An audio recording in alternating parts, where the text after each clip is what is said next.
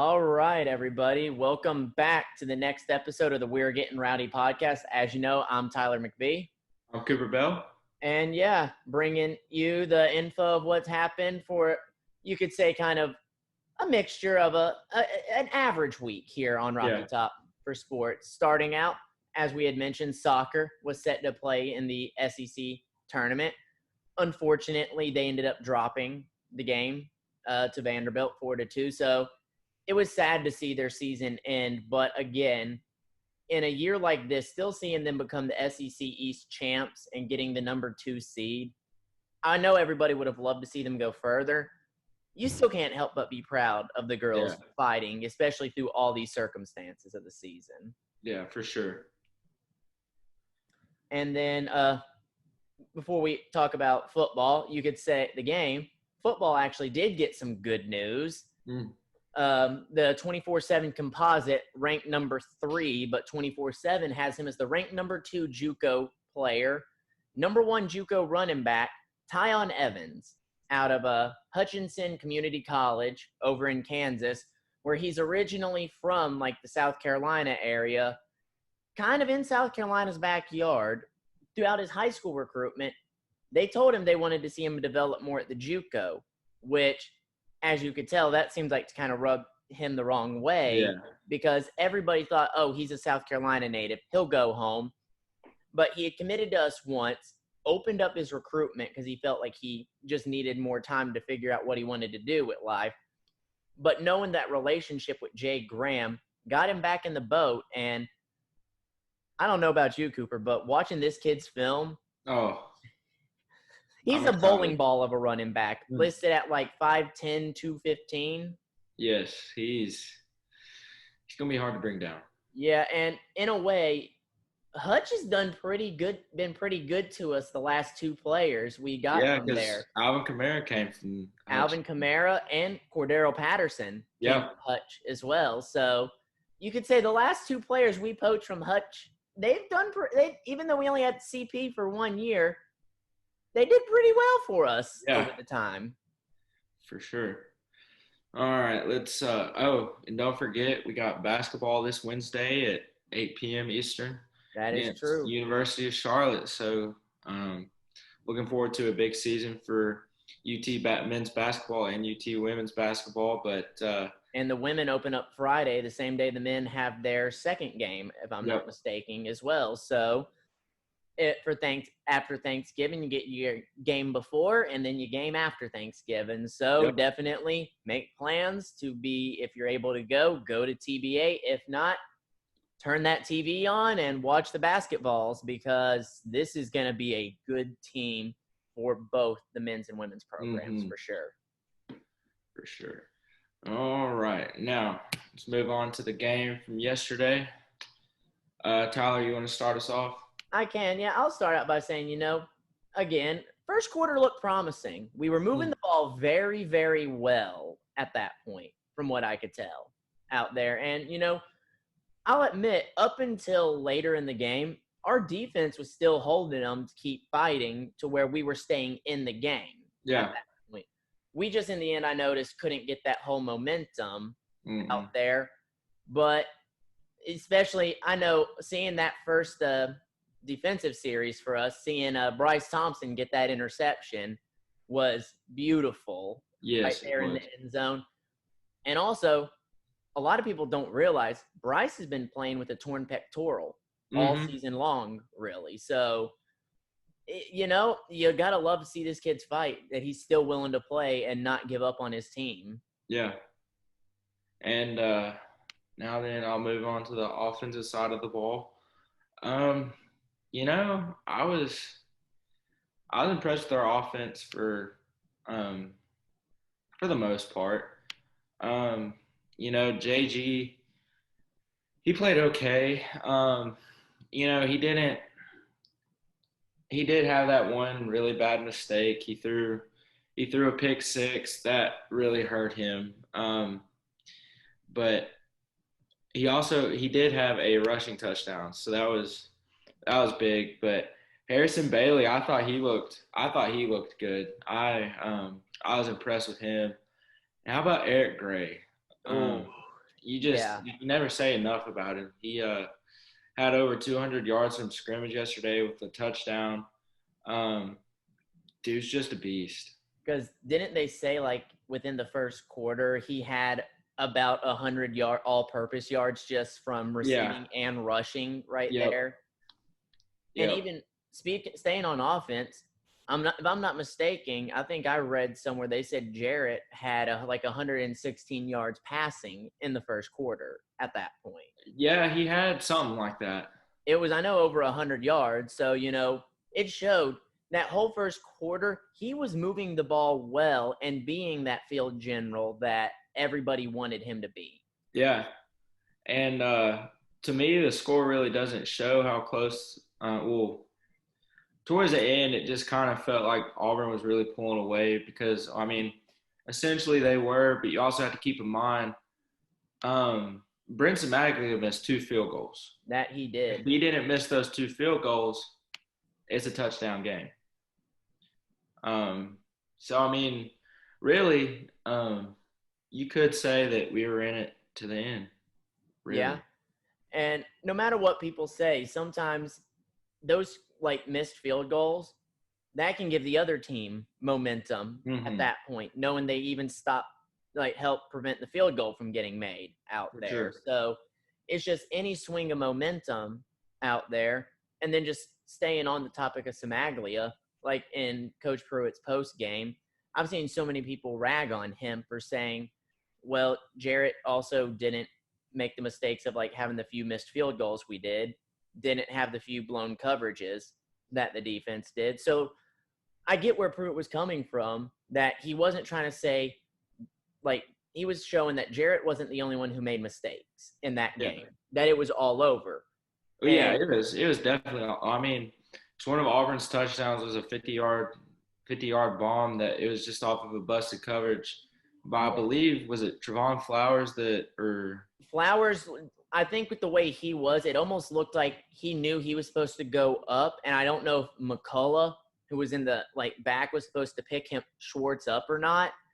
It was just it looked like a miscommunication between him and Tank, or him and Theo Jackson, because all I could see from the side was a 2 on the first number, and it was that time it would have been either Tank or Theo at that point. Either way, it was still busted coverage. So I mean that was a mistake, and our defense could not wrap up yesterday. Like I remember, Saturday, I remember watching on their first drive, Tank Bigsby. There was one run I remember seeing. It should have been a loss of at least 5.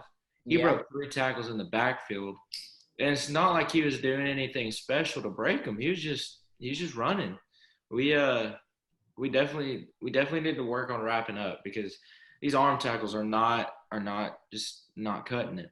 That I can agree. And then it almost looked like it was going to be promising to stop their run when Bigsby went out. Yeah. I'm glad to hear he was okay, though. Yeah. Because like I said, you never want to see a player get you never want a player to be hurt. But watching that play when Middleton, he really just took him down hard. And speaking of hard hits, when Jarrett helped go in for his touchdown, it's usually – I made this joke with a few friends. I look back from the movie The Longest Yard when the person who played Brucey got leveled, and he's like, I have a bird. His name is Ronnie.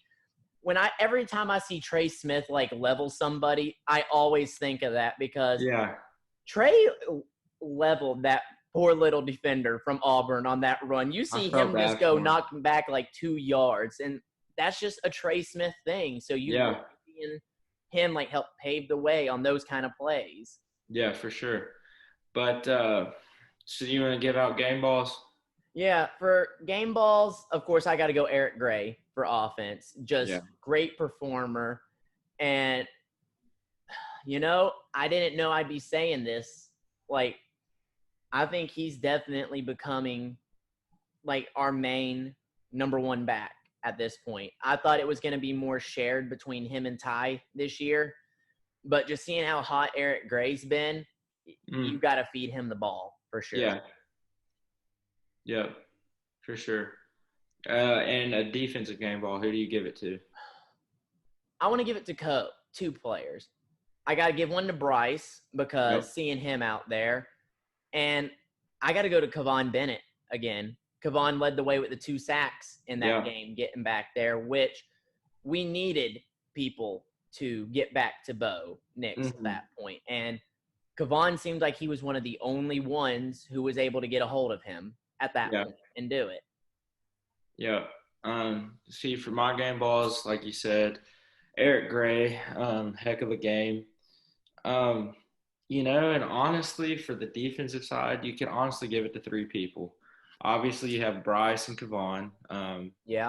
Played great games, but also Matthew Butler. Matt Butler did well. Matthew Butler played a very good game yesterday. I can agree. He is one of those guys that, in my opinion, everybody will always almost forget about, like on our roster, because you hear the names like Darrell Middleton, Aubrey Solomon, Greg Emerson, Amari Thomas. Like you hear those like bigger names. Butler was kind of, you could say, an under the radar recruit a little bit out of the Raleigh area when Butch Jones signed him. But just seeing the progression Butler has made, this is a kid who, yes, I think as a true senior, I would love him to use that free year of eligibility and come back and help along that D line. Matt Butler is, you could say, a dominant player. From what I've seen, I never see him take off a play. Like, he will play until the whistle is done. Yeah. And then for special teams, even though he only had 2 punts, I got to go to Paxton, because Paxton, that one punt where he kind of cornered him to the sideline, he had to call a fair catch. He knew what he had to do at that point to try to flip the field. And you just love seeing that with your punter and just knowing what he's been able to do to help try to pin them in certain situations to help us. Yeah, he had a couple good punts yesterday. But I will say this too. It was great seeing a lot more of the younger guys get more meaningful snaps, like seeing Omari Thomas, seeing Tamarian McDonald get more snaps. And even actually now it's finally getting to see more of like Jimmy Holiday, Jimmy Callaway. Yeah, we heard their names a couple times yesterday. Like, even though they each really only had one play, just still seeing them out there, being able to get them that, even if they're not making plays, they're still being able to help learn how to help set up the blocks for our run game as well. Yeah. Like, being able to get them those meaningful snaps as well. But it's going to be interesting because next game got Vanderbilt, the in-state battle, to show them that this is our state. And that their little brother. Yep.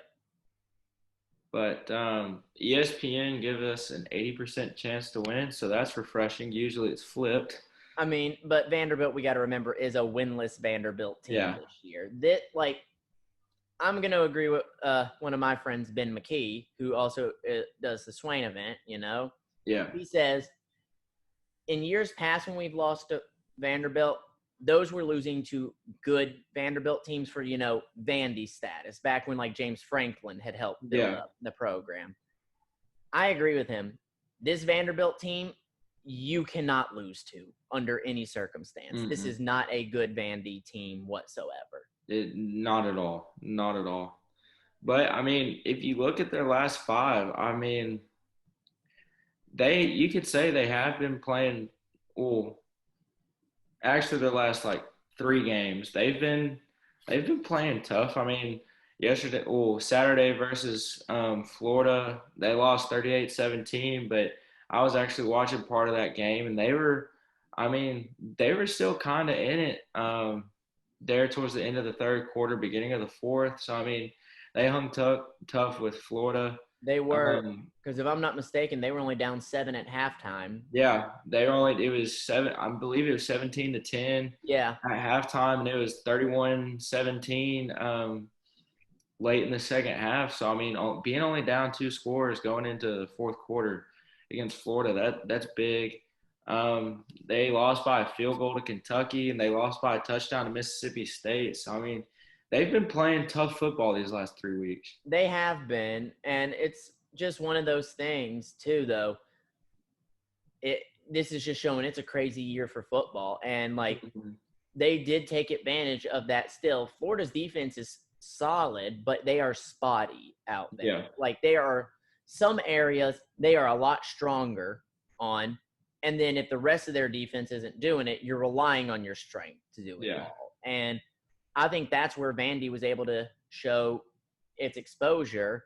So we just got to be very, very careful. And I don't know, just seeing the way when Harrison came in, you know, I still want him to start.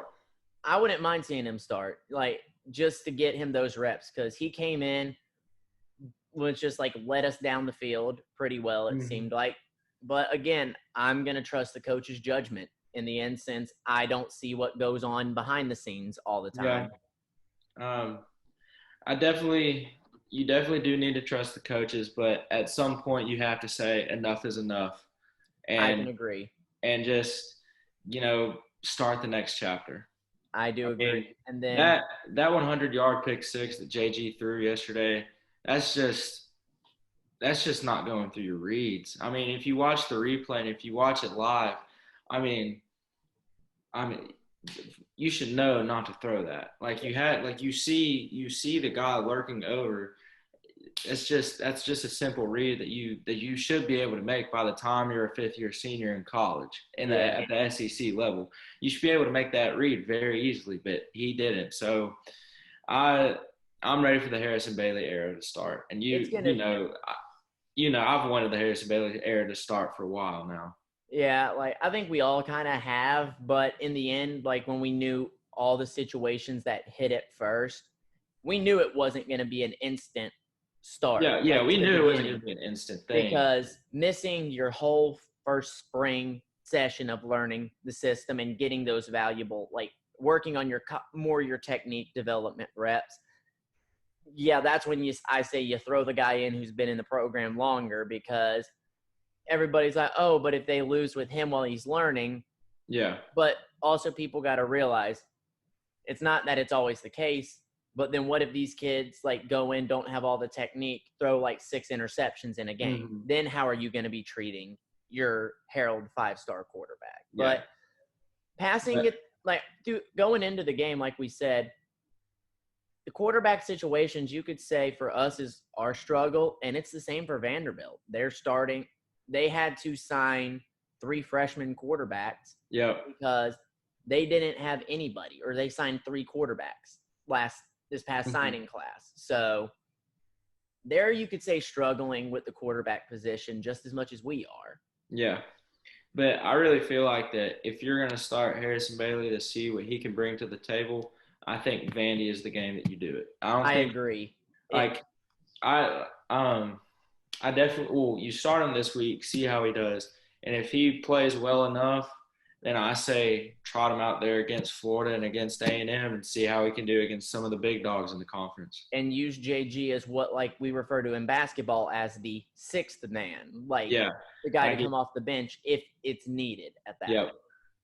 Because but for a team like Vanderbilt, I could totally understand why they would start Harrison if they do, because it's a must-win game, but it's also like one of those games where you hear the term throwing somebody to the wolves at that point. It's not doing that. You're not throwing them in against like a Bama, a Florida, a Georgia for their. It's more like throwing him in against a Chihuahua. Yeah. And I mean, I think, again, looking at like Vanderbilt as a team, I think if we got to really work that run game. I don't think their run defense is that good at all for them. So if we can just work that well. Yeah, they're allowing almost 200 yards rushing a game. And, I mean, Eric Gray, they said, was averaging like 100 yards rushing per game at that point. So that, I think, is going to be our advantage. And I really do hope some of our younger running backs like D. Beckwith, T. Hodge get a chance to show what they're capable of as the bigger bruiser backs. But even if they don't, I think Eric Gray can have a field day with Vanderbilt, because if he just look what he did against them last year. Yeah. He can multiply that at this point. Yeah. All right. So what's score prediction? I want to say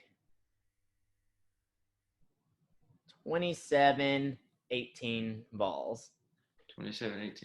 I'm gonna go 31-17 UT. All right, I like that. But yeah, even like we said, position matchups, just where we know we've had the quarterback struggles for both a bit. So you're not really seeing like huge receivers. Mm-mm. Looking at it, I see Cameron Johnson is their leading receiver, who is, I remember, was a kid we were after back in that 2018 class, but he chose. But we weren't, I don't think, on him as hard as we were other receivers. But again, he's a solid player. And I want to say one kid we're going to have to watch out for on their defense, one of their safeties, Brendan Harris. Yeah. He is a solid defensive back for them. He's a pretty good little ball player for sure. But I think we can match up just well in a lot of that stuff. Like right there. I really want to see our younger receivers, the speedsters, get a lot more reps at this point, because this is the time where you're at this point of the season, the last 3 games, where I also look at it as if this was a normal year without all the COVID and you had that 4-game stretch. If you had kids who only play, like, this would be then technically we'd be going into really one of our last games. Yeah. At that point. This would be our last game. This would be. So then you just have it going straight through where this would be the game where you have all those young guys play at that point. Yeah. But all right, I think that does it for this week. So and then except that we also just got to look one more thing, just when we mentioned recruiting. Not much longer till the early signing period. Yeah. It's coming up on us, and I'll just say this before we end off. Everything I've still been seeing, this is a tight-knit group of commits. Like, yes, it is. If you notice, people are like, well, they're not talking about us. They're probably going to flip. Some of these kids, like Dylan Brooks, he just doesn't like using social media, if you notice. Like, some of them don't. But there's nothing that's shown signs of, like, wavering on a lot of these kids. And I think one of the biggest comparisons I heard with this signing class, it rings true. Look at our 2019 class when we brought in, like, Wanye, Toa, Quavaris Crouch. They knew that there wasn't going to be, like, a huge upsurge in Pruitt's first year. Yeah. And they were told what Pruitt wants to build. That's what these kids are also still getting sold. Seeing them stay bought in and looking at it now from the commits list, 11 of our current commits are set to early enroll, and it's guys of positions of need as well. That's Aaron awesome. Lewis, Aaron Willis, Hudson Wolf, Caden Salter. You even got tight end Miles Campbell, William Parker. You have Isaac Washington, I saw. That Christian Charles, the under-the-radar defensive back we got out of Georgia, is going to be set to early enroll. I'm not looking at the list right now, but those are just 8 that I remembered seeing. And then, Tyon Evans, Jalen Wright, our other little speedster of a running back, we got set to come in. So you got 10 of those guys right there that can really come in and make an immediate impact, set to early enroll for us at that point. So, and they're all talking. They are ready. Julian Nixon said, I've got this many days until I sign with Tennessee. Deshaun Rucker, his high school season's done. He says, time to focus on the next chapter. And he posted a Tennessee photo, like, of him. So it's looking bright for the future. And just staying on, like, with the commits with Tyon Evans, I'm not dissing the other running backs. Just something to think about. Think of how everybody could say a 3-headed monster is going to be. Eric Gray, Tyon Evans, Cody Brown out there. That's a heck of a running back room right there. It's going to be. And I'm excited to see what Pruitt and them are still building, because we are now starting to get that quality depth that has been needed. And hopefully we'll be hearing from a Tennessee target, Nyland Green, very soon. It sounds like he's closing in on his commitment. And yeah, I think if we close with him and Taiwan Malone, I will call this a great looking signing class. There. Yes, for sure. But for sure. Other than that, that's about all I have for today. Let's hope that we see y'all Wednesday at 8 p.m. at the basketball game, cheering on your men's basketball team, and eat lots of turkey on Thursday. And that is so true. See you at the game on Friday, and then cheering on the Vols on Saturday against little brother Vanderbilt. Yep. And other than that, I know me and all the Rowdies, wishing everybody a happy Thanksgiving coming up, and everybody stay safe if y'all are traveling. And don't worry, we will definitely be back for the episode after Vanderbilt, because we know everybody's, as long as we have sports to cover, we're always going to have a podcast for y'all at this point. But again, just everybody enjoy a big orange week, and go Vols. Go Vols.